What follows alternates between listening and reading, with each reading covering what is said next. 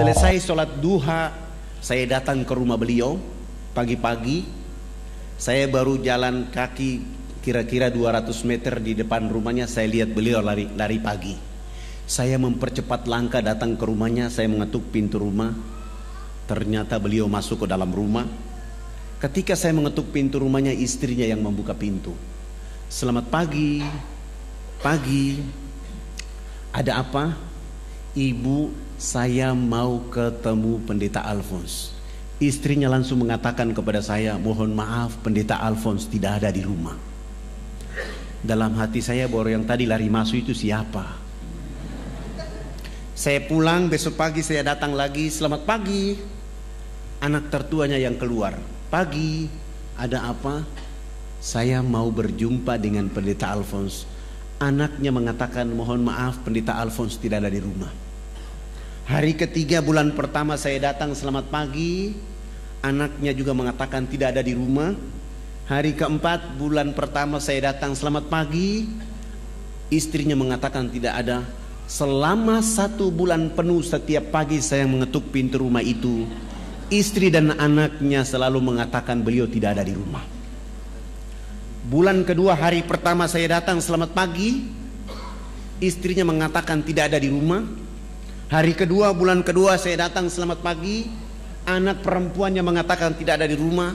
Begitu hari ke-15 bulan kedua saya datang, saya baru bilang selamat pagi. Istri dan anak pendeta menunggu saya di depan rumah dan memaki-maki saya di depan rumah. Bapak ini tidak bosan tiap pagi datang ke rumah kami? Kami sudah bilang Pendeta Alphonse tidak ada di rumah, Bapak masih saja datang ke rumah kami. Besok hari ke-16 bulan kedua tetap saja saya datang ke rumah itu. Sampai 2 bulan penuh saya tidak ketemu dengan Pendeta Alphonse, kecuali jawaban beliau tidak ada di rumah. Bulan ketiga hari pertama saya datang, istrinya mengatakan tidak ada di rumah. Hari kedua bulan ketiga saya datang, selamat pagi, anaknya mengatakan tidak ada di rumah. Begitu hari ketiga bulan ketiga saya datang, selamat pagi, anak tertuanya langsung mengatakan, pagi Pak Fadlan, mohon maaf Bapak Pendeta tadi malam jatuh sakit sehingga kami bawa ke rumah sakit. Saya langsung memuji Allah dengan kata-kata Alhamdulillahirabbil alamin. Saya tidak pulang ke rumah, saya langsung dari rumah Pendeta Alphonse menuju ke rumah sakit. Ketika sampai ke rumah sakit, saya tidak langsung masuk ke ruangan itu. Saya tanya di bagian resepsionis, kamar nomor berapa Pendeta Alphonse masuk tadi malam. Alhamdulillah nomor kamarnya 48. Saya tidak langsung masuk ke kamar itu, tetapi saya langsung keluar ke halaman rumah sakit. Saya beli parsel buah-buahan, saya bungkus rapi, dan itu menjadi strategi saya bisa bertemu dengan beliau di kamar tidur. Alhamdulillah, begitu bungkusan parsel sudah siap dan saya masuk ke kamar nomor 48, saya mengetuk pintu kamar itu. Istrinya langsung mengatakan, silakan masuk. Saya tidak langsung masuk. Saya membuka pintu pelan-pelan dan saya mengangkat parsel. Begitu saya mengangkat parsel, istrinya menggunakan dialek Irian dan mengatakan kepada saya bahwa, iyo silakan masuk sudah. Saya masuk tapi saya tutup wajah saya dengan parsel. Berjalan pelan menuju istrinya. Begitu mendekati istrinya langsung saya mengatakan, selamat pagi Bunda, apa kabar? Saya dapat kabar bahwa Bapak jatuh sakit sehingga saya beli parsel buah-buahan. Saya begitu berdialog dengan istrinya, Pendeta Alphonse dari tempat tidur langsung menyapa saya, selamat pagi Pak Fadlan. Saya mengatakan pagi Bapak Pendeta. Saya tinggalkan istri dengan parsel, saya merapat ke tempat tidur dan salaman dengan beliau. Saya bilang, Alhamdulillah Bapak Pendeta, hari ini benar-benar saya dapat rahmat dari Allah. Karena saya sudah cari Bapak 2 bulan 3 hari. Hari ini saya ketemu di tempat ini. Sebenarnya Bapak ini tidak sakit, tetapi karena sudah 2 bulan 3 hari Bapak ini menjadi pembohong, sehingga Allah kasih sakit supaya saya ketemu di tempat ini. Katanya Bapak bicara cinta kasih, tapi Bapak hari-hari membohongi bahwa Bapak tidak ada di rumah. Nanti kalau sembuh jangan lagi jadi pembohong. Saya pamit dan saya pulang. 5 hari kemudian beliau sembuh, pulang ke rumah. Hari ke-6 saya yang datang ke rumah itu. Selamat pagi. Begitu saya bilang selamat pagi, beliau bersama istri dan 7 anak membuka pintu dan mempersilahkan saya masuk ke dalam rumah mereka. Alhamdulillah, di hari itulah saya mulai menceritakan kepada mereka indahnya Islam bagi penduduk alam jagat raya. Dari jam 9 pagi sampai jam 12 saya pamit pulang. Pendeta Alfons bilang sama saya, Pak Ustadz, usahakan besok datang lebih pagi lagi. Alhamdulillah besok pagi saya datang mulai dari jam 7 sampai duhur. Saya sholat duhur selesai, saya melanjutkan sampai asar. Pekerjaan itu saya lakukan 5 hari berturut-turut. Menjelang hari ke-5, beliau bersama istri menyatakan sikap hijrah, mengucapkan 2 kalimat syahadat. Beliau masuk Islam. Alhamdulillah, namanya saya ganti dari Alfons menjadi Abu Sofyan. Istrinya pun saya ganti nama dengan, tadi namanya Wilhelmina, saya ganti dengan nama Fatima. Anak-anaknya juga saya ganti nama, dan saya ada sedikit tabungan. Saya bilang, Bapak, ini rumah dinas pendeta, saya ada uang, saya kontrak rumah lebih besar, kita keluar dari rumah ini supaya memudahkan saya untuk mengajarkan Al-Quran dan menuntun mereka untuk sholat 5 waktu. Alhamdulillah, Abu Sofyan sudah mulai belajar baca Quran bersama anak laki-laki dan perempuan, dan sudah mulai belajar sholat 5 waktu. Dan alhamdulillah beliau sudah mulai sholat Jumat di masjid. Tapi begitu hari Minggu pagi, orang masih menunggu dia di gereja dari jam 6 pagi sampai jam 10. Tidak mungkinlah Abu Sofyan ke sana karena sudah Islam. Mencari tahu di mana pendeta Alfons. Mereka datang ke rumahnya kosong, dan informasi berkembang lebih cepat bahwa ternyata Alfons sudah masuk Islam. Lalu mencari tahu siapa yang memperkenalkan Islam kepada Alfons. Ributlah Jayapura pada tahun 83. Akhirnya Fadlan ditahan tanpa proses BAP untuk masuk penjara selama 3 bulan. Saya menikmati 3 bulan itu, happy di dalam, karena itu membuat saya lebih memperdalam hafalan saya dalam penjara. 3 bulan selesai, saya keluar. Saya bergeser untuk berdakwah di kampung yang lebih jauh, yaitu kurang lebih 175 km, 79 km dari Jayapura. Begitu kami turun mau berdakwah, saya disambut oleh kepala suku Genyem dengan tombak di betis kaki kiri saya sehingga saya terjatuh. Teman-teman saya mengatakan kita harus lawan. Saya bilang tidak boleh, kalian harus bawa saya ke rumah sakit. Akhirnya saya kembali masuk rumah sakit. Selama 3 bulan di rumah sakit. Setelah 3 bulan sembuh, saya bilang kita kembali lagi ke kampung ini. 3 bulan sembuh, kami datang lagi ke kampung itu membawa bantuan dakwah. Subhanallah, begitu kami datang, kepala suku yang menombak kaki saya 3 bulan yang lalu justru dia yang jatuh sakit. Saya bilang sama para dai, kasih naik dia di kendaraan kita dan kita bawa dia ke kota, kami rawat dia di kota selama 2 minggu. Setelah dia sehat walafiat, kami antar kembali lagi ke kampungnya. 1 minggu kemudian kami kembali ke kampung. Subhanallah, kepala suku bersama 15 kepala keluarga di kampung kecil itu pun hijrah mengucapkan 2 kalimat syahadat. Ribut lagi Jayapura, saya ditahan lagi tanpa proses BAP untuk masuk penjara selama 6 bulan. Saya menikmati 6 bulan itu dengan happy, dengan senang hati karena Allah dan Rasulnya. Saya keluar dari 6 bulan itu, tetap saja saya berdakwah di sekitar Jayapura sini. Begitu saya berdakwah, subhanallah, Allah meningkatkan kualitas dakwah. 30 kepala keluarga di sekitar Jayapura pun hijrah mengucapkan 2 kalimat syahadat. Ribut lagi Jayapura, saya ditahan lagi tanpa proses BAP untuk masuk penjara selama 9 bulan. Saya menikmati itu sampai hari terakhir dari bulan ke-9. Orang yang biasa menangkap saya di 3 bulan yang pertama, 6 bulan yang kedua, dia datang, dia buka gembok penjara itu, dia maki-maki saya di depan penjara. Bapak ini kenapa tidak takut dengan penjara? Tiap bulan tidak ada orang lain yang masuk ke ruangan ini kecuali Anda. Saya bilang sama beliau, abang, saya bukan maling, saya juga bukan pembunuh, saya juga bukan pemberontak.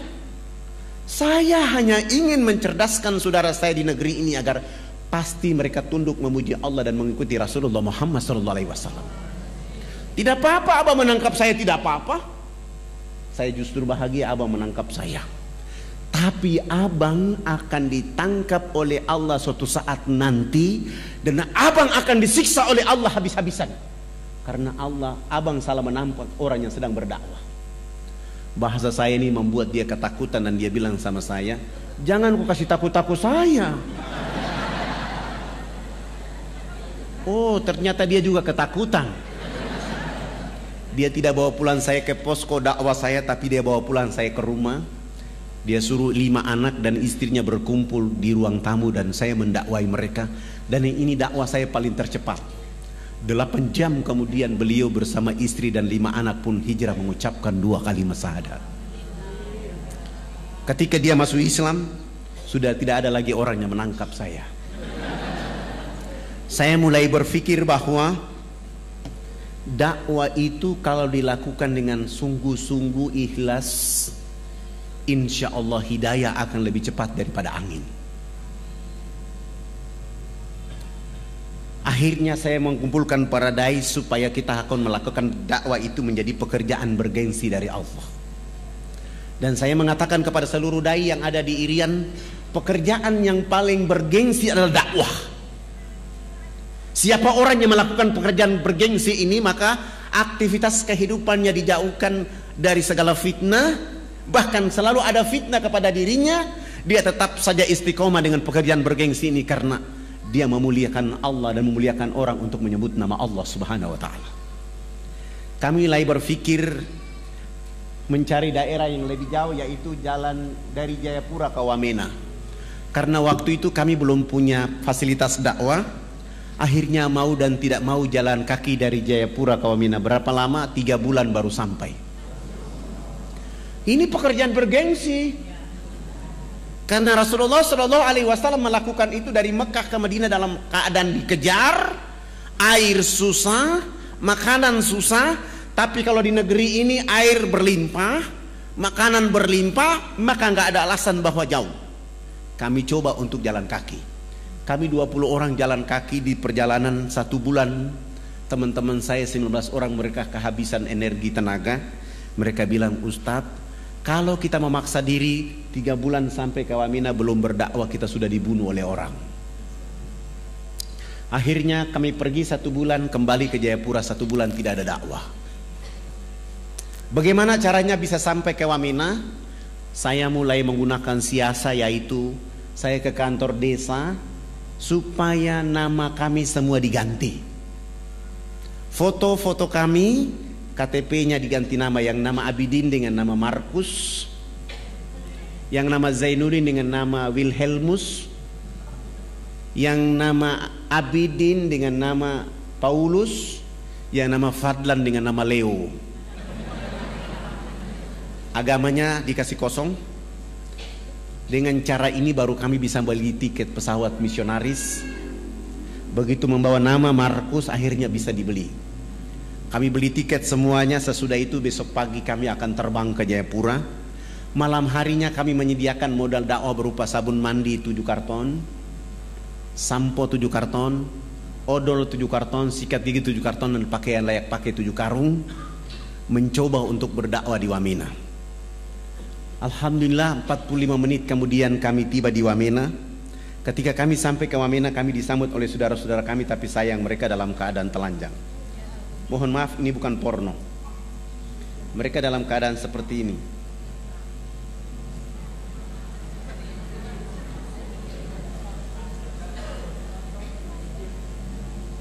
Mereka dalam keadaan seperti ini.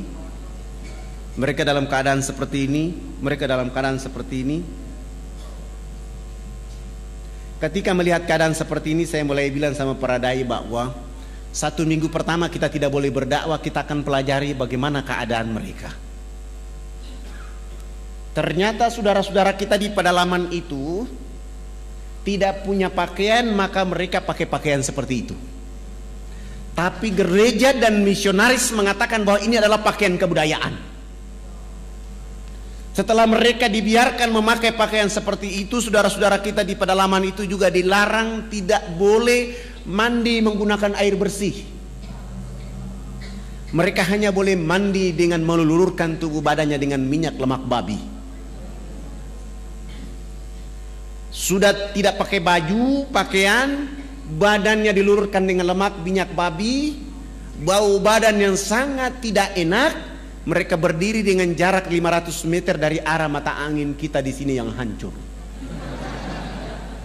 Bau yang sangat tidak enak. Setelah dalam keadaan kondisi seperti itu, orang asing itu melalui Australia membawa minuman keras masuk melalui Port Moresby dengan pesawat kecil itu masuk ke pedalaman ini, kasih minum saudara-saudara kita di sana. Mereka minum, mereka mabok, ada yang teler dan tidur dengan babi dalam kandang. Ada ibu-ibu kita yang melahirkan di pedalaman itu seperti binatang yang beranak di bawah pohon. Begitu bayinya keluar dari rahimnya, untuk memutuskan ari-ari dengan bayi menggunakan ujung batu yang tajam. Sesudah itu ibu anak manusia itu dilarang menyusui anak kandungnya dengan air susu di sebelah kanan. Dia hanya boleh menyusui anak kandungnya dengan air susu di sebelah kiri. Air susu di sebelah kanan dipersembahkan untuk anak babi. Mohon maaf, ini juga bukan porno, ini sengaja saya tunjukkan. Babi di sebelah, anak kandungnya di sebelah kiri. Begitu kami menonton ini, melihat keadaan ini, kami 20 orang semua menangis, mencium bumi Allah dan mengatakan kepada Allah, ini sungguh kita yang paling berdosa. Kenapa?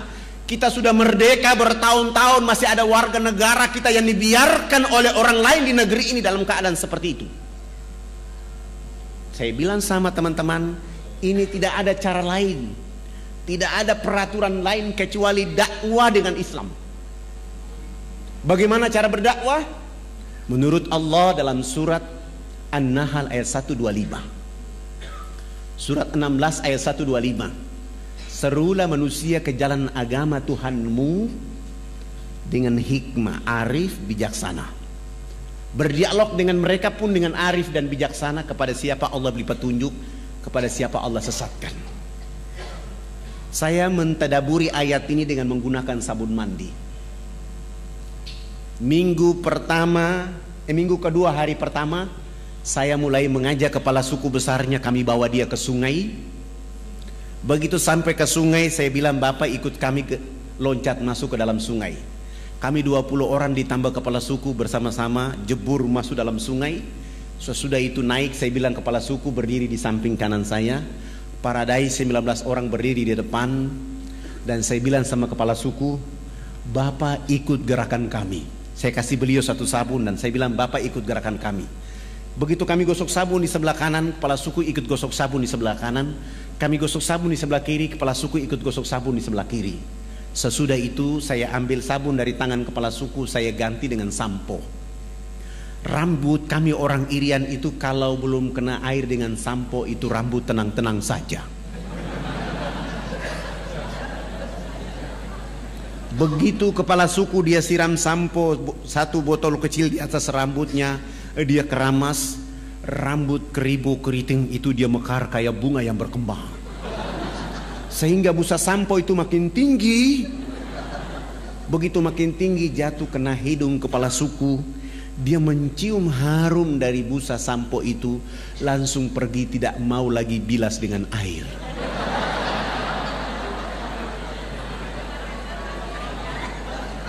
Begitu dia jalan, Paradai mengatakan, Bapak kepala suku, harus disiram dengan air.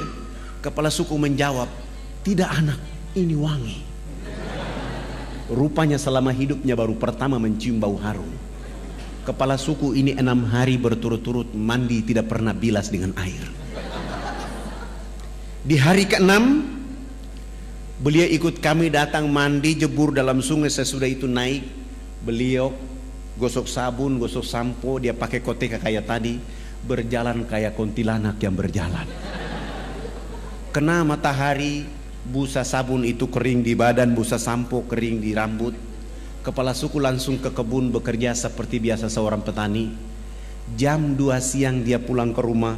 Pada saat pulang ke rumah Allah turunkan rahmat berupa hujan kena di tubuh badan. Busa sampo dan busa sabun yang tadi kering itu muncul kembali. Beliau gosok-gosok sampai hilang itu busa sampo dan sabun. Allah ganti dengan kesegaran jasmani. Kepala suku ini tiba di rumah, tidur dari jam 3 sore sampai jam 9 pagi hari berikutnya. Begitu pagi-pagi kami datang ke rumahnya jam 9 pagi, kepala suku langsung angkat bicara. Anak, mandi yang benar itu yang anak ajarkan. Bapak kemarin dimandikan oleh Tuhan Sang Pencipta sehingga Bapak tadi malam tidur menjadi enak. Selama ini Bapak belum pernah tidur enak seperti tadi malam. Oh, bagaimana kalau pagi ini Bapak ikut mandi? Beliau dengan senang hati ikut kami ke sungai. Hari itu baru mandi dan resmi bilas, naik tidur dari jam 9 pagi sampai jam 3 sore hari itu.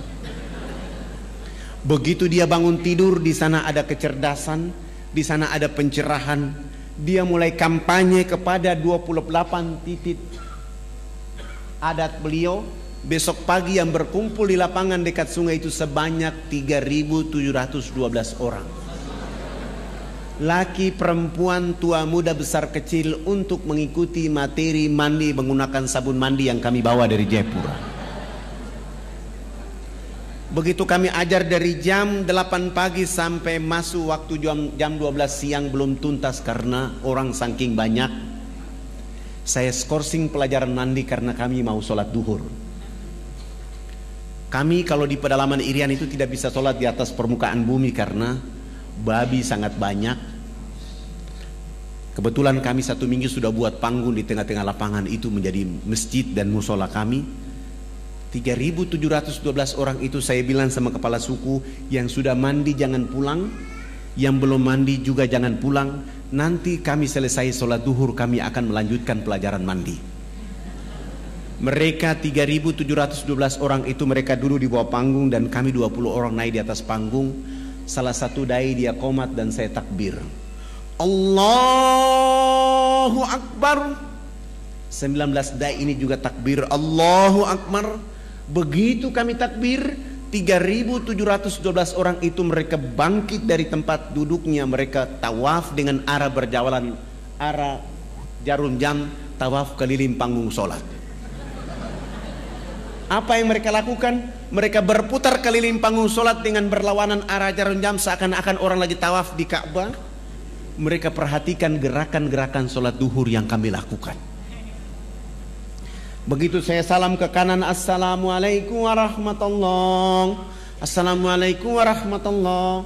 Kepala suku besar itu langsung loncat naik di atas panggung dan mengajukan beberapa pertanyaan.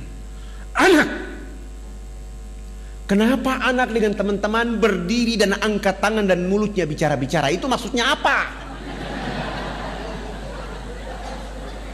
Saya bilang subhanallah, baru mandi cerdas begini. Bagaimana saya bisa mampu menjawab pertanyaan itu? Hampir saya tidak sanggup. Tapi tiba-tiba ada ilham dari Allah untuk saya menjawab. Saya bilang sama kepala suku dan masyarakat, Bapak kepala suku dan masyarakat dan mama-mama yang ada di sini, kami di atas panggung ini agama kami Islam. Dalam agama kami diperintahkan Tuhan Allah Sang Pencipta dalam 1 hari 5 kali menghadapnya di saat dan waktu yang ditentukan. Tadi kami berdiri mengangkat tangan itu artinya kami menyerahkan sepenuhnya kehidupan, diri, jiwa raga kami kepada Tuhan Allah. Yang kami bicara-bicara itu adalah Allah Maha Besar, sementara kehidupan kami dan diri serta jiwa raga kami sangat kecil sehingga tangan kiri kami malu menutup dada kami, tangan kanan kami pun malu menutup tangan kiri dan dada yang penuh dengan kehinaan. Kami menyerahkan sepenuhnya jiwa raga kami kepada Tuhan Allah. Kepala suku langsung mengatakan, ini agama yang benar. Menurut Bapak kami sudah Islam. Tapi kenapa sesudah itu anak dengan teman-teman bongkok badan? Apa artinya bongkok badan? Maksudnya kenapa ruku?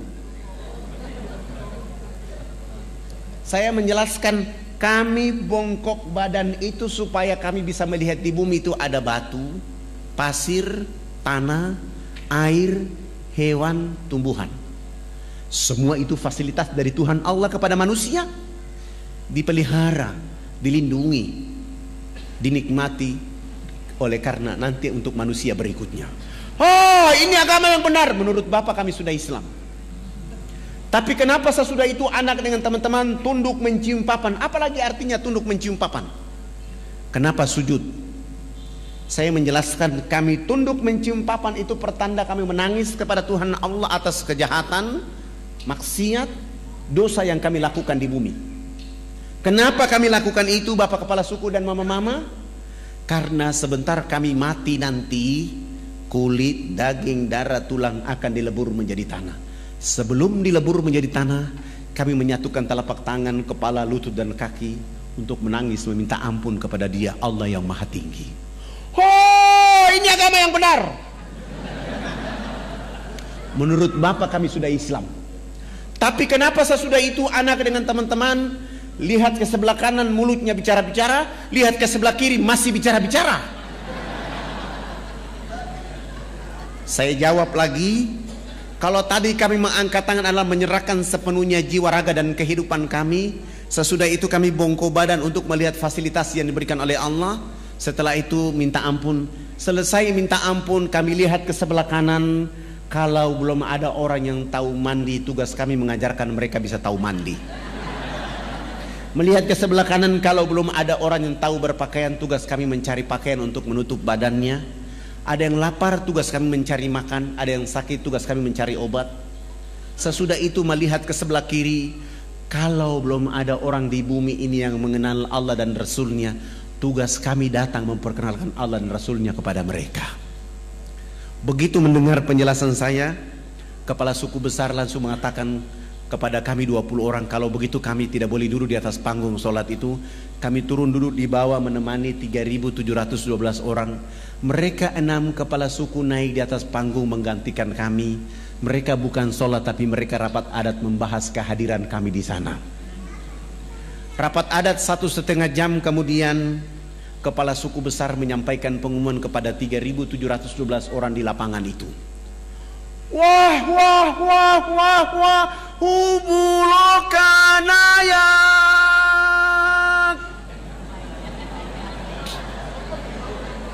Saya kasih contoh kepala suku, seakan-akan saya kepala suku, Bapak Ibu 3.712 orang. Karena saya ini orang fak-fak, saya tidak tahu bahasa Wamena. Karena bahasa yang ada di Irian itu ada 324 bahasa. Saya tanya kepada orang yang ada di bawah saya, apa yang dimaksud oleh kepala suku? Ternyata artinya buat kami 20 orang sangat berbahagia. Hari ini kita senang, hari ini kita gembira karena anak-anak ini sudah datang di tempat kita mengajarkan agama yang benar. Dalam rapat adat kami mengatakan bahwa kita yang ada di lapangan ini harus mengikuti agama yang mereka ajarkan. Kami 20 orang langsung sujud syukur dan menangis berterima kasih kepada Allah Subhanahu wa taala. Terima kasih Allah ya Rabb. Kami belum menyebut namamu ke dalam dada mereka. Kami belum mengajarkan nama kekasih Muhammad ke dalam hati mereka. Kami hanya bawa rizkimu berupa sabun, odol, sikat gigi ya Allah ya Rabb. Lalu kami tidak sanggup berhadapan dengan 3.712 orang itu karena mereka dalam keadaan telanjang, dalam keadaan bau badan, dalam keadaan bodoh, dalam keadaan miskin, tetapi mereka mampu mengatakan kepada Allah dan Rasulnya, asyhadu an la ilaha illallah wa asyhadu anna Muhammad Rasulullah. Ya Allah, mereka dalam keadaan miskin, telanjang, bodoh di bumimu. Dakwamu tiba di tengah-tengah kehidupan mereka. Mereka menyebut namamu. Pelihara dakwah ini, jaga dakwah ini, lindungi dakwah ini agar semua orang di negeri akan menyebut namamu dan nama Rasul Muhammad SAW. 3.712 orang masuk tanpa beban apapun, tanpa paksaan apapun. Mereka dengan mudah mengucapkan nama Allah dan nama Rasulullah Muhammad SAW. Setelah mereka mengucapkan 2 kalimat syahadat, kami berusaha untuk membimbing mereka agar mereka mampu menjadi hamba-hamba Allah. Sesudah itu pekerjaan berikut yang kami lakukan adalah berusaha untuk mengganti nama-nama mereka. Yang nama Abraham kami ganti dengan nama Ibrahim. Yang nama Yohanes kami ganti dengan nama Zainuddin. Yang nama Wilhelmus kami ganti dengan nama Abidin. Yang nama Paulus kami ganti dengan nama Abu Bakar, Hamzah. Dan itu nama-nama yang paling cocok kalau orang Irian masuk Islam. Sangat lucu kalau ada orang Irian masuk Islam, rambutnya keriting, badannya hitam kelin, dipanggil Subagio. Nggak cocok. Tapi Zainuddin, Iskandar, insya Allah. Setelah mengganti nama-nama mereka, pekerjaan berikut yang kami lakukan adalah melakukan hitanan masal mulai dari umur 7 bulan sampai umur 63 tahun. Alhamdulillah, waktu itu kami dibantu oleh ayahanda Dr. Mulia Tarmizi. Kebetulan beliau menjadi Komandan Lantamal Angkatan Laut di Jayapura. Beliau dulu bicara dakwah Islamiyah dan kami mengantar beliau ke atas menghitan saudara-saudara kita di sana. Alhamdulillah. Sesudah itu beliau menulis surat supaya saya membawa surat itu menghadap Presiden Soeharto di Jakarta. Kami bawa kepala-kepala suku. Kepala-kepala suku ini sudah pakai celana panjang, sudah pakai kemeja, bahkan sudah pakai jas. Tetapi mereka belum bisa pakai sepatu. Karena ukuran sepatunya waktu itu nomor 47. Selama hidupnya belum pernah menggunakan alas kaki, begitu masuk Islam disuruh pakai alas kaki. Terpaksa tidak ada jenis sepatu itu dan kami menggunakan sendal jepit. Kelebihan tumit kami bawa mereka. Naik pesawat dari Wamena ke Jayapura, Jayapura langsung menuju Makassar. Dari Makassar saya bawa mereka, kepala-kepala suku melihat pembangunan di kota Makassar. Sesudah itu terbang di Jakarta. Tiba di Jakarta malam hari. Kami naik mobil dijemput oleh teman-teman di Jakarta dan kami bawa ke Wisma Haji Jalan Jaksa Jakarta Pusat. Istirahat. Pagi-pagi kami ke istana. Sampai ke istana, alhamdulillah Presiden Soeharto berkenan menerima kami. Beliau minta supaya pertemuannya jangan di istana tapi di rumahnya di Cendana. Selepas sholat asar kami langsung bertemu dengan beliau. Beliau berdiri dengan senyum ciri khasnya menyambut kehadiran kepala-kepala suku bersama saya. Kepala negara menyambut kepala suku, saling berpelukan, salaman. Sesudah itu dibawa masuk ke dalam ruang tamu, dikasih makan, dikasih minum, dikasih oleh-oleh. Setelah diberikan oleh-oleh, Pak Harto minta supaya kepala sukunya konferensi pers. Lalu kepala suku angkat bicara waktu itu. Bapak tidak pantas jadi presiden. Presiden macam apa hanya bangun Makassar, presiden macam apa hanya bangun Jakarta. Pemilu nanti saya akan bicara supaya tidak boleh lagi dipilih Haji Muhammad Soeharto jadi presiden. Kepala suku ini bicara berapi-api tapi pakai bahasa Wamena, Pak Harto juga tidak tahu.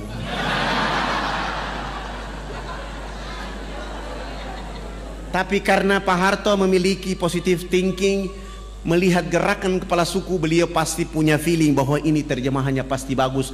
Mohon diterjemahkan. Saya tidak menerjemahkan bahasa itu, tapi saya mentadaburi makna di balik permintaan bahasa itu. Wartawan TVRI waktu itu kasih saya dan saya menjawab bahwa Bapak Presiden yang terhormat, hari ini kepala-kepala suku sungguh bahagia bisa bertemu dengan Bapak Presiden. Dan kepala suku tadi mengatakan bahwa Haji Muhammad Soeharto layak jadi Bapak Pembangunan Nasional. Dengan cara itu Pak Harto langsung menelpon Menteri Agama, kepala-kepala suku yang tadi datang itu diberangkatkan haji pada tahun itu juga. Dengan cara tadabur bahasa itu beliau menelpon Menteri Sosial, kami dibantu 417 unit rumah layak huni. Beliau juga menyumbang 1000 karung pakaian serba baru. Beliau juga menyumbang 600 karton sampo, 600 karton sabun, 600 karton odol sikat gigi, dan plus beliau menyumbang 28 masjid kepada 28 kampung yang masuk Islam. Dan beliau mengatakan dakwah Jakarta Wamena tidak boleh menggunakan kapal laut tapi menggunakan lapangan pesawat Hercules dari Halim Perdana Kusuma. Alhamdulillah, dengan kekuatan itu kami terus melakukan kekuatan dakwah dan bergeser. Setelah Wamena ini hidup, nanti kalau ada bapak-bapak ibu berkenan datang ke Wamena, jangan tinggal di kota Wamena tapi jalan kaki 175 km ke dalam. Kita akan mendengar suara-suara Islam di tengah-tengah hutan itu. Ada saudara-saudara dan anak-anak kita yang rambutnya keriting, badannya hitam kelin, tapi dia sanggup azan di waktu duhur, asar, maghrib, isya, bahkan di waktu subuh. Terkadang kita tidak sanggup meneteskan air mata oleh karena di tengah-tengah hutan itu jauh dari khalayak ramai, tapi ada orang yang menyebut nama Allah, menyebut nama Rasulullah Muhammad SAW. Saya bergeser lagi berdakwah di Biak sini. Ini waktunya masih panjang ya.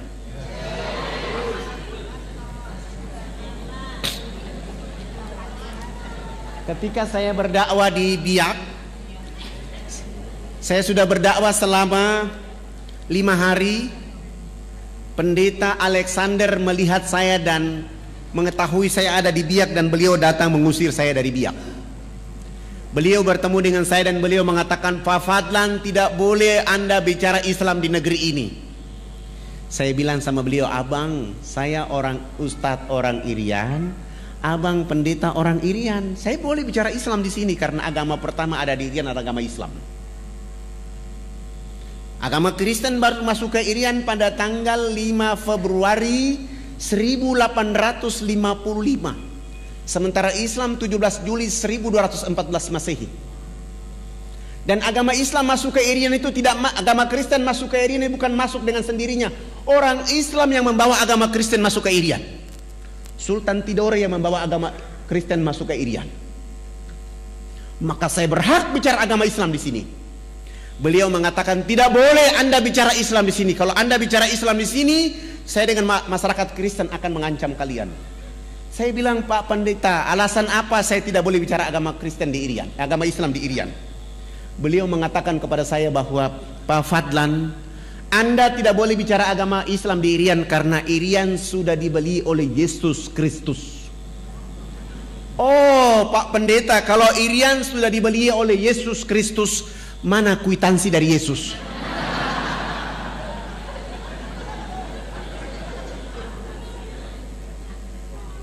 Begitu saya tanya kwitansi, langsung pendeta Alexander dia malu dan dia pergi. Saya tetap berdakwah di Biak selama 3 bulan. Kebetulan ada acara Isra Mi'raj. Saya diundang untuk menyampaikan hikmah Isra Mi'raj oleh ibu-ibu Dharma Wanita dan Majelis Ta'lim di Biak. Salah satu peserta tamu yang diundang adalah pendeta Alexander Robobiar. Begitu saya datang, dipanggil langsung naik di atas mimbar. Begitu saya mengatakan Assalamualaikum warahmatullahi wabarakatuh, saya lihat ada pendeta di bawah. Saya tadi mau bicara tentang pentingnya sholat. Begitu saya lihat wajah pendeta Alexander, saya rubah bicara saya. Saya bilang begini, tidak ada agama di muka bumi ini yang diberi peluang dan kesempatan oleh Allah kecuali agama Islam. Begitu berartinya peluang dan kesempatan. Allah menghibur kekasihnya Rasulullah Muhammad SAW untuk melakukan perjalanan silaturahmi antar bumi, Mekah, Palestina.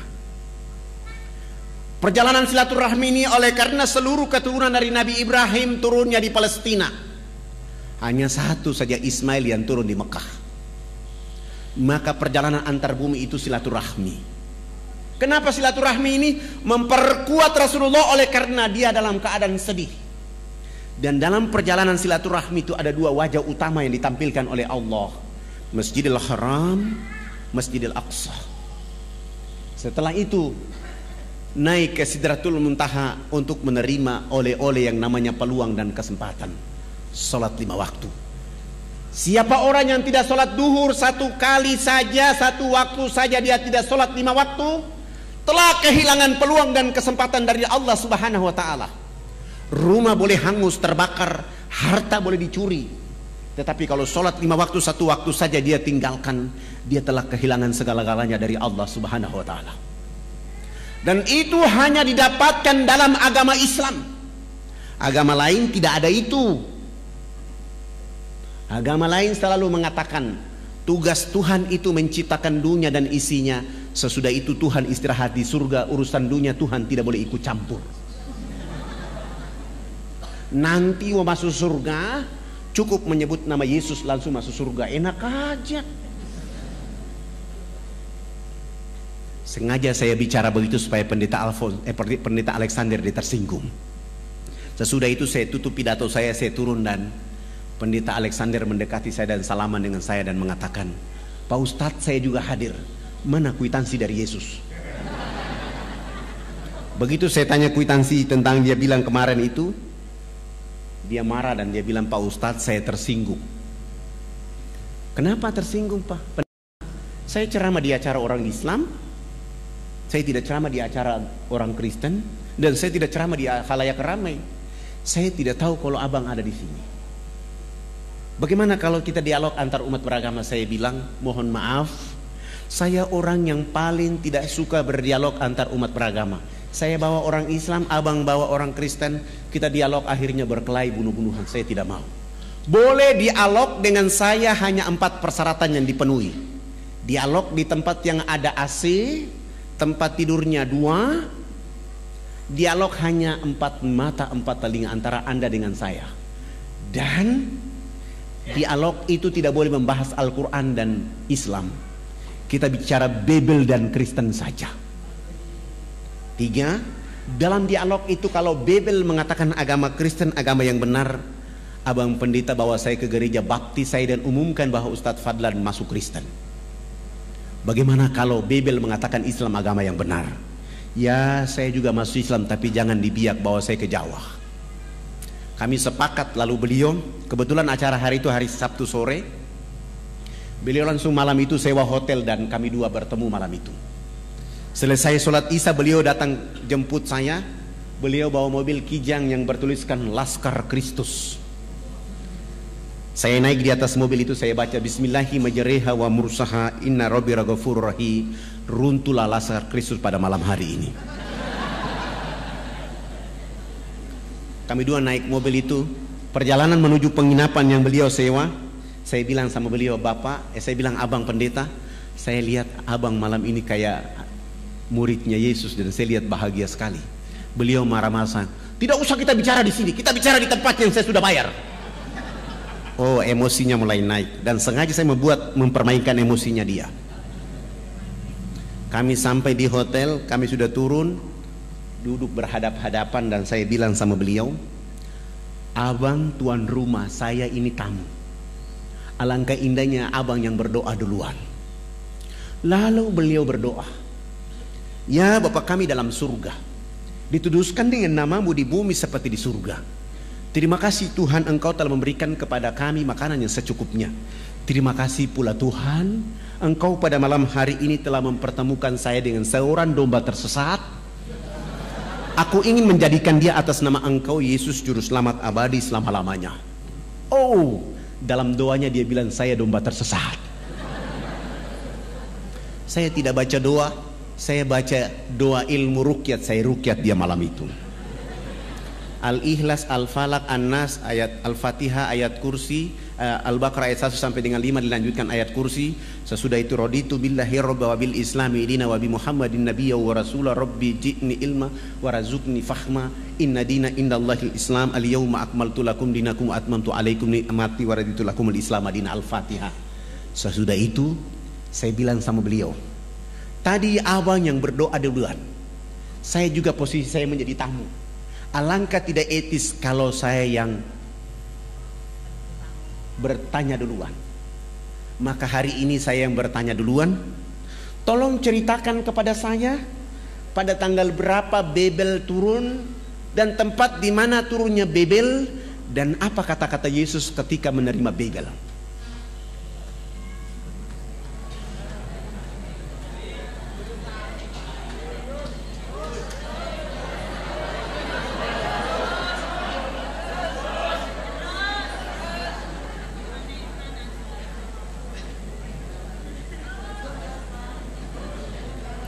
Iya, masih ada berapa menit? Waktu kita sampai jam 8.30.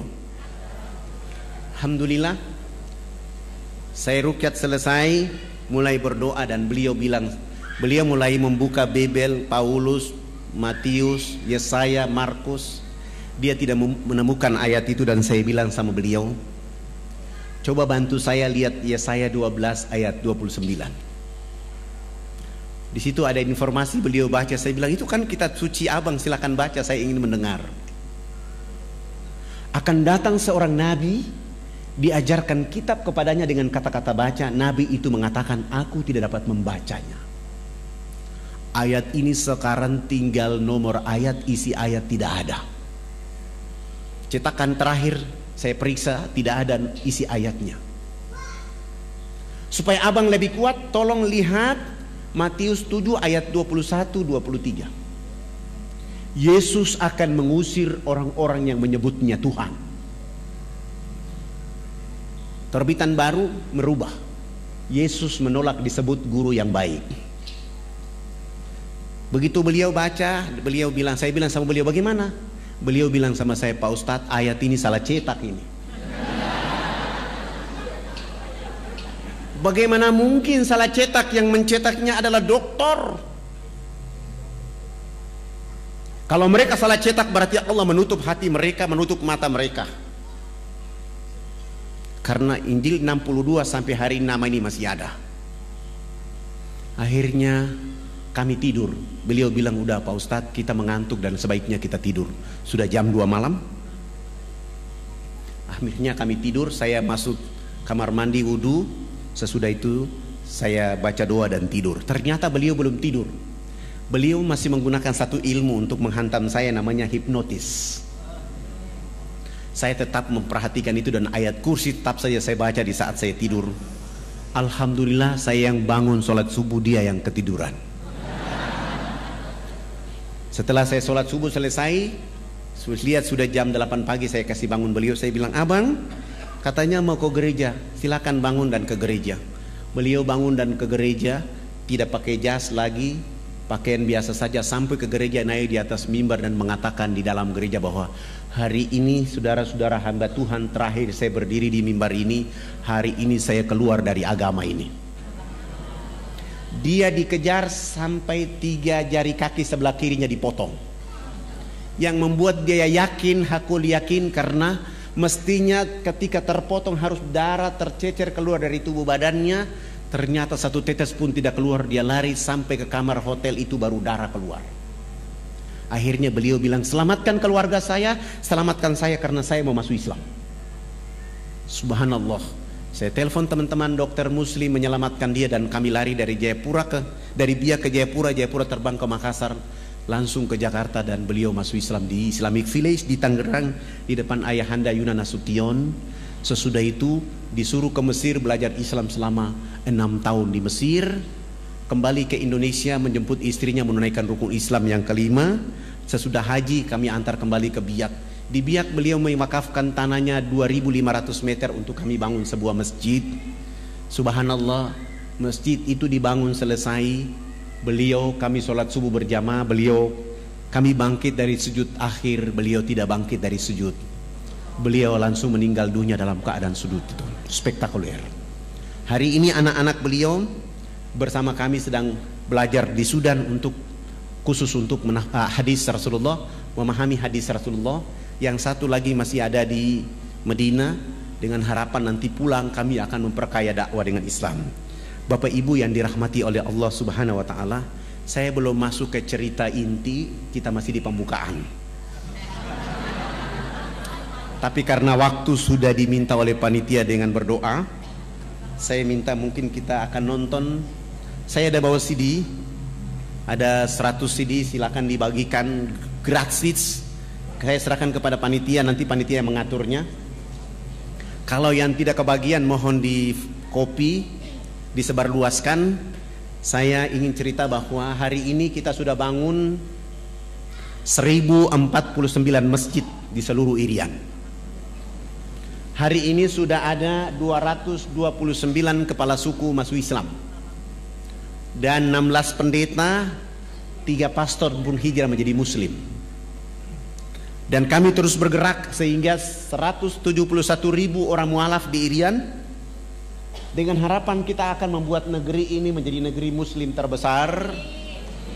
Dan hari ini yang mayoritas di Irian adalah muslim. Penduduknya 3.700.000, umat Islam sudah 2.500.000. Dari 2.500.000 itu penduduk Ansor dan Muhajirin bersama-sama. Dan saya mohon doa dari Bapak Ibu, jangan lupa mendoakan kami, karena selepas dari sini kami akan membangun satu masjid di Jayapura dan di Manokwari. Ada 2 masjid yang akan kami bangun. Masjid itu dengan nama yang sama, Masjid Yesus bin Maryam. Saya akan bangun masjid ini sebagai upaya untuk membuat saudara-saudara kita bertanya, kenapa memberi nama Masjid Yesus bin Maryam? Saya akan menjelaskan kepada mereka tentang Babel Markus. Aku melakukan kehendak Bapakku di surga, Tuhanku dan Tuhanmu Esa. Dan saya sampingnya saya tulis Qul huwallahu ahad, Allahus samad, lam yalid walam yulad walam yakul lahu kufuwan ahad. Dan saya akan menjelaskan kepada mereka tentang ayat ini supaya mereka akan faham, sehingga tidak boleh mereka melakukan sesuatu. Alhamdulillah, walaupun saya sudah ditombak berkali-kali, sudah dipanah berkali-kali, dan sudah terancam mau dibunuh, tapi bagi saya itu adalah kapsul-kapsul untuk terus berdakwah. Bagi saya itu adalah vitamin-vitamin untuk membawa nama Allah dan Rasul kepada orang-orang yang tidak mengerti, sehingga orang akan bangkit mengenal Allah, sehingga mereka akan tunduk memuji Allah Subhanahu wa taala. Saya punya cita-cita, kalau hari ini kita orang Indonesia sudah punya serambi Mekah, maka alangkah tidak layak serambi Madinah ada di Madura. Tidak layak. Serambi Madinah itu paling cocok ada di Nuar. Kenapa? Karena orang yang pertama sholat subuh di tanah air Indonesia bukan orang Kediri, bukan orang Makassar, bukan orang Jakarta, bukan orang Madura, bukan orang Aceh, tapi orang Irian lah yang pertama sholat subuh di tanah air Indonesia. Orang Irian yang pertama sholat Jumat di tanah air Indonesia. Orang Irian yang pertama buka puasa di tanah air Indonesia. Orang Irian yang pertama sholat Idul Fitri, sholat Idul Adha di tanah air Indonesia. 2 jam kemudian baru orang di Kediri.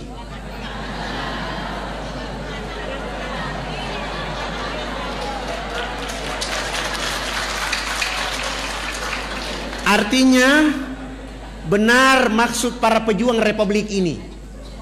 Indonesia dimulai dengan huruf alif, ditutup dengan huruf ain, iman dan ilmu. Maksudnya adalah orang Irian itu dengan iman, dengan ilmu, rambutnya keriting, badannya hitam kelim, tetapi dia yang mengatakan awal menjemput fajar. Allahu Akbar, Allahu Akbar, as-salatu khairum minan naum. Walaupun Mekah dan Madinah di situ tempat turunnya Nabi dan Rasul, tapi dia 8 jam kemudian. Walaupun Rasulullah mendakwakan Islam di sana, tapi keberkahan itu diawali dari Republik Indonesia, dari saudaranya yang rambut keriting hitam kelim. Sesudah itu baru yang lain. Artinya Islam begitu spektakuler buat penduduk bumi. Begitulah kemuliaan dakwanya Rasulullah. Begitulah kehebatan agama Islam. Tidak membedah-bedahkan yang keriting dan lurus, suku dan ras, tapi mereka bersama-sama diterkam dengan ayat-ayat Allah, sehingga mereka menjadi cerdas, mereka menjadi mulia. Keriting bukan jadi persoalan, hitam keling bukan jadi persoalan, tetapi cahaya-cahaya Quran dan Islam membuat mereka menjadi satu. Maka benar kata Allah dalam firman-Nya kepada kita, ya ayuhan nas, inna khalaqnakum min dzakari wa untha wa ja'alnakum syu'uba wa aqbaila lita'arafu inna akramakum indallahi atqakum. Hai manusia, sesungguhnya kami menciptakan kamu dari seorang laki-laki dan perempuan, menjadikan kamu berbangsa-bangsa, bersuku-suku, supaya kamu saling kenal mengenal. Yang membuat perbedaan di antara kalian adalah takwa kepada Allah Subhanahu wa taala. Takwa tidak hanya milik pada orang hitam keriting, tapi milik semua apabila keimanan itu dekat dengan mereka. Demikian itu yang bisa disampaikan. Perlu kita memutar CD? Oke, sudah tidak bisa, tidak ada waktunya. Mungkin nanti sudah ada CD-nya bisa diputar. Untuk itu saya mengajak kita, mari kita sama-sama memohon ampun kepada Allah Subhanahu wa taala, menghadirkan jiwa raga kita memuji Allah Subhanahu wa taala, bersalawat kepada Rasulullah Muhammad sallallahu alaihi wasallam dengan satu harapan, tempat ini, majelis ini menjadi telaga-telaga perbaikan jiwa raga kita, telaga-telaga untuk membuat kita sepanjang hari, setiap minggu, setiap pekan kita mampu menyelam ke dalam telaga ini untuk bertemu Allah dan Rasulnya, dan menjadikan Kediri menjadi kiprah timbulnya dakwah terbaik. Ulama-ulama dan para mubalik-mubaliknya tampil untuk mengantarkan kalimat hak kepada seluruh penduduk yang ada di tanah air yang kita cintai. Marilah kita sama-sama baca Al-Fatihah. Semoga Al-Fatihah ini membuat kita menjadi mulia di hadapan Allah. Al-Fatihah.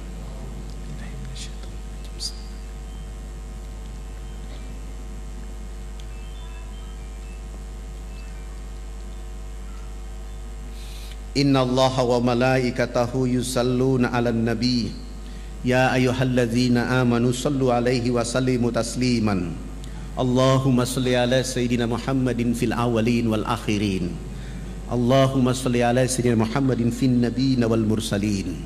Allahumma salli ala sayyidina Muhammadin fi kulli waqti wa khin.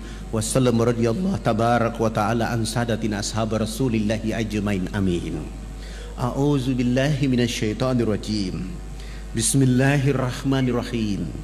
Hamdan syakirin, hamdan hamidin, hamdan naimin, hamdan yuafi ni'amahu wa yukaffi majidah. Ya Rabbana lakal hamdu kama yanbaghi li jalali wajhikal karim wa azimi sultanik. Allahumma salli ala sayyidina Muhammadin wa ala alihi sayyidina Muhammad.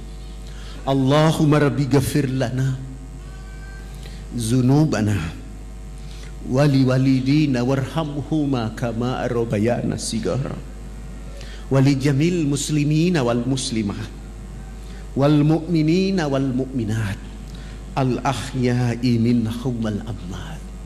Allahumma rabbana zalamna anfusana wa in lam taghfir lana wa tarhamna lanakunanna minal khasirin. Rabbana zalamna anfusana wa in lam taghfir lana wa tarhamna lanakunanna minal khasirin. Rabbana zalamna anfusana wa in lam taghfir lana wa tarhamna lanakunanna minal khasirin. Rabbana la tu'akhizna in nasina wa ata'na. Rabbana wa la tahmil alaina isran kama hamaltahu ala alladzina min qablina. Rabbana wa la tuhamilna ma la taqata lana bi. Wa'fu anna waghfir lana warhamna. Wa'fu anna waghfir lana warhamna. Wa'fu anna waghfir lana warhamna anta maulana fansurna 'alal qaumil kafirin. Allahumma aslih umat Sayyidina Muhammad fi Kediri. Allahumma jabur umat Sayyidina Muhammad fi Kediri. Allahumma astur umat Sayyidina Muhammad fi Kediri. Allahumma Sayyidina Muhammad fi Indonesia. Allahumma ma'afi umat Sayyidina Muhammad fi dini wad dunya wa zabil akhirah. Allahumma ansur umat Sayyidina Muhammad fi Palestina. Allahumma ansur umat Sayyidina Muhammad fi Iraq. Allahumma ansur umat Sayyidina Muhammad fi Indonesia. Allahumma ansur umat Sayyidina Muhammad fi Myanmar. Allahumma ansur umat Sayyidina Muhammad fi dini wad dunya wa zabil akhirat. Allahumma aftah lana abwabal khair, abwabal barakah, abwabal nikmah, abwabal sihat, abwabal quwwat, abwaab salamah birahmatika ya arhamar rahimin. Hasbunallah wa ni'mal wakil, ni'mal maula wa ni'man nasir. Rabbana taqabbal minna innaka antas samiun alim wa tub alaina innaka antat tawwabur rahim. Rabbana atina fid dunya hasanah wa fil akhirati hasanah wa qina azabannar wa adkhilnal jannata mal abrar ya aziz ya ghaffar ya rabbal alamin. Subhana rabbika lidzati amma yasifun wa salamun alal mursalin walhamdulillahi rabbil alamin. Mohon maaf lahir batin. Wabillahi taufiq wal hidayah. Wassalamualaikum warahmatullahi wabarakatuh. Wal 'asr innal insana lafi khusr illa alladhina amanu wa 'amilus salihati wa tawasaw bil haqqi wa tawasaw bis sabr.